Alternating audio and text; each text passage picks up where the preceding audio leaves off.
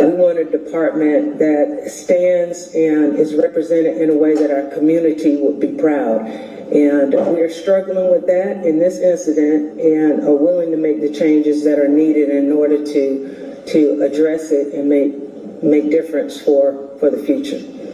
Breaking news, an additional 7 Memphis police officers are on administrative leave following the death of Tyre Nichols.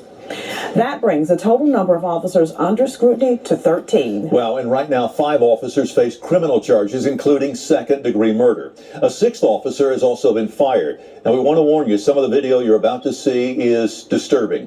WRG's Shay Arthur is live tonight after speaking with the chief legal officer for the city of Memphis about what happens next. And Shay, what did you find out? Hey, Greg. Hey, Stephanie. Well, soon these 7 officers that are on leave tonight, they're going to have a hearing. And this news comes as there was some, at times, kind of tense moments here at City Hall. That when officers conduct themselves in a way that's not congruent with the philosophy of the police department, it's not just the officer that has to be held accountable. It's everybody in the chain up to the chief of police that has to respond and make adjustments. Speaking to the Memphis City Council, Police Chief C.J. Davis doubles down on accountability. This comes as we learn 7 more officers will receive a notice from the city of Memphis. It is believed they violated policies the night Tyre Nichols was beat by MPD officers. The city's chief legal officer, Jennifer Sink, speaks about the investigation timeline. This process takes time, and it has been a very thorough investigation. She says investigators have reviewed hours of video and audio, have spoken with numerous witnesses, and reviewed policies. It's a very detailed process, and we want to make sure we get it right. So we've triaged it to try to make sure that we can do it as quickly as we can. Now, former officers that once made up the now deactivated Scorpion unit are the only ones facing criminal charges so far. When asked who these other 7 officers are, the range of officers are, they vary. And so there's not everyone involved in this is being reviewed. And so it doesn't necessarily mean an officer was on the scene in order to be under investigation, potentially receive some kind of disciplinary hearing. As for if these other officers will be punished? Not necessarily. I mean, there is a due process involved. They have an opportunity to have a hearing, to be heard, and there'll be a determination made once all the evidence has been reviewed. Stephanie, Greg, right now there is no set timeline for when this investigation could be completed, but those hearings, they're expected to start within the coming weeks. We'll keep you posted with what we find out. We're live downtown tonight. Shay Arthur, WREG, News Channel 3. Begin with you. I want to talk to you about this police report. We learned this week that the original police report on Tyre Nichols describes him as violent and aggressive, which totally contradicts what we saw in the video. The report also failed to mention that officers repeatedly punched and kicked Nichols. This isn't the first time that we've seen this. We saw this, for instance, with George Floyd. What does this falsified report and others that we've seen in the past tell you about our system of policing in this country? It reveals an ugly truth, Julian, that there is a lack of accountability. There's a culture of, I'll try to use the right words here. I don't want to say lying, but a culture of deception in some ways, and a dedication to obfuscation of the truth. In many instances, law enforcement officers believe that if they can hide the actual facts about what happened, then they can justify what they did.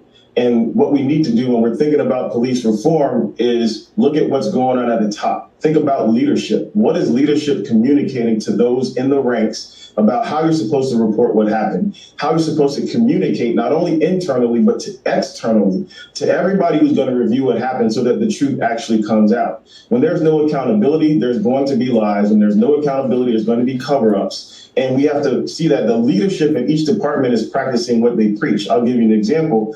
In my house, we teach our kids, hey, don't eat too much candy, don't eat late at night. But when they come downstairs in the morning and see candy wrappers in the garbage because I was up late at night eating candy, they say, hey, Dad, I thought you said don't do this. And so my credibility is lost. So we need to restore credibility in leadership, making sure that the messaging is clear, that this type of action will not be tolerated. If it happens, there will be accountability, and that has to be done over and over and over again.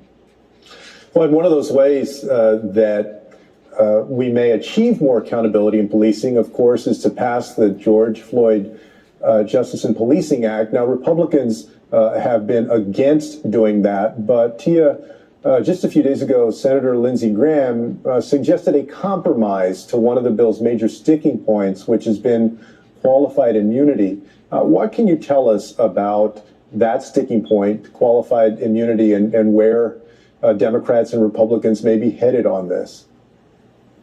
So, yeah, Senator Graham has proposed changing qualified immunity so that it applies, so that families who feel they were wronged or victims of allegations of police brutality or police misconduct, that the individual officers would continue to be shielded under qualified immunity. But he said the department should not be shielded.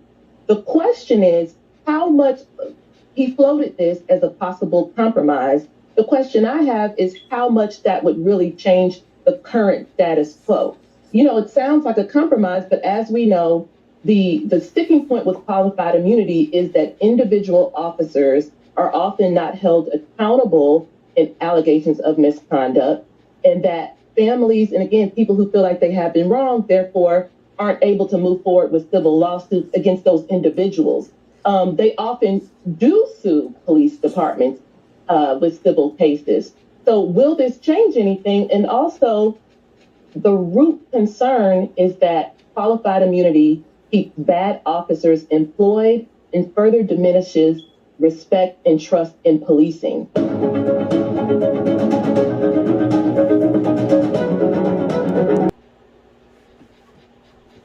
A controversial police unit at the center of Tyre Nichols' death. It has since been dismantled and an internal investigation is underway. Multiple officers have been terminated or put on leave, and 5 now former officers are facing second-degree murder charges. WRIG investigator Jessica Gertler takes a closer look at that unit and the blue wall of silence that has gone up around it. And again, some of the video you're about to see is disturbing. Memphis Police proudly showcased its new unit in November 2021, a unit that would be tackling violent crime in the city. They called it the Scorpion Team, an acronym for Street Crimes Operation to restore peace in our neighborhoods. So just looking at the data allowed us to be able to say, hey, we need to do something now. At the time, MPD Brass told WREG the unit was comprised of 3 parts: crime suppression, auto theft, and gang activity. In June, they told the city council the unit was also working with station commanders to tackle reckless driving. They said the unit wasn't subject to dispatch calls. Much of their work was routine policing, and the main purpose was visibility. The Scorpion unit consists of 40 officers that operate in 4 10-man teams. Mayor Jim Strickland applauded their work in last year's State of the City address. Since its inception in this past October through 3 days ago, the Scorpion unit has had a total of 566 arrests. But Strickland didn't say how the unit managed to arrest so many people so quickly. No mention of how the officers were picked to be in the unit, nor their training, chain of command, or directives. On the night of January 7th, Scorpion officers pulled over an unarmed black man. They say Tyre Nichols was recklessly driving, although the chief says she hasn't found any proof. MPD later released the video from that night, capturing the officers' disturbing and aggressive tactics against Nichols as they beat, tased, struck, and kicked him. Nichols' injuries were so severe he was taken to the hospital in critical condition. He died 3 days later. Call out the culture. Nichols' family and attorneys demanded the Scorpion Squad be scrapped, stating units like this can morph into wolfpack misconduct and cause terror in minority communities. The intent of the Scorpion unit has now been corrupted. These officers went off the rail. They were beyond the scope of what we've seen out of our Scorpion unit. Chief Davis and Mayor Strickland agreed there needs to be an outside external review of MPD's specialized units and use of force policies.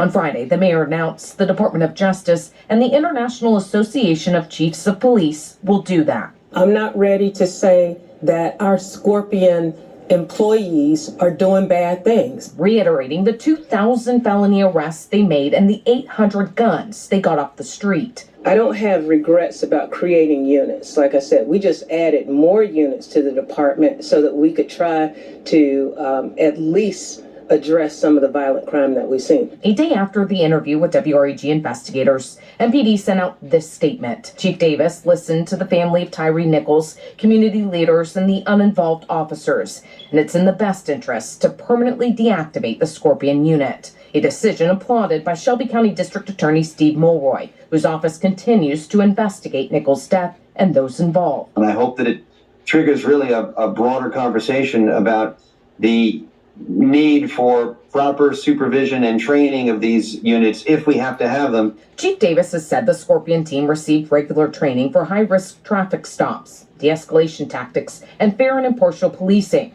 WREG asked MPD for an interview to find out more. We haven't heard back. We filed multiple requests under the Tennessee Records Act, like who was assigned to the unit, who was in charge, details of their training and directives, and complaints made against the unit and officers in it. He physically pulled me out by my shoulder with a gun no more than a foot away from my head. Cordell McKinney first told WREG investigators about his forceful encounter with the Scorpion unit just days before Nichols' traffic stop. He said they never explained why they pulled him over. He showed us the calls he made to Internal Affairs to complain, calls, he says, that went unanswered. If history is any guide, I think it's going to continue. The Memphis attorney Jake Brown has represented citizens who filed excessive force complaints against MPD. His mantra: read the fine print and know the rules of the game. Brown says the city must release the results from that external review into MPD because transparency builds trust. We asked the mayor's office if they can commit to doing so, but haven't heard back. The specifics of that investigation are extremely important in terms of getting real transparency. Transparency, he says, will help rebuild trust. Chief Davis admitted that night Scorpion officers stopped Nichols, training and department policies weren't followed, nor was the oath they took to protect and serve. 5 now former officers are charged with second-degree murder, another fired, and at least one more under internal investigation.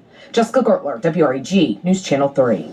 As of now, the city hasn't said how long the external review into the unit will take, just that it will include all special units and the use of force policies.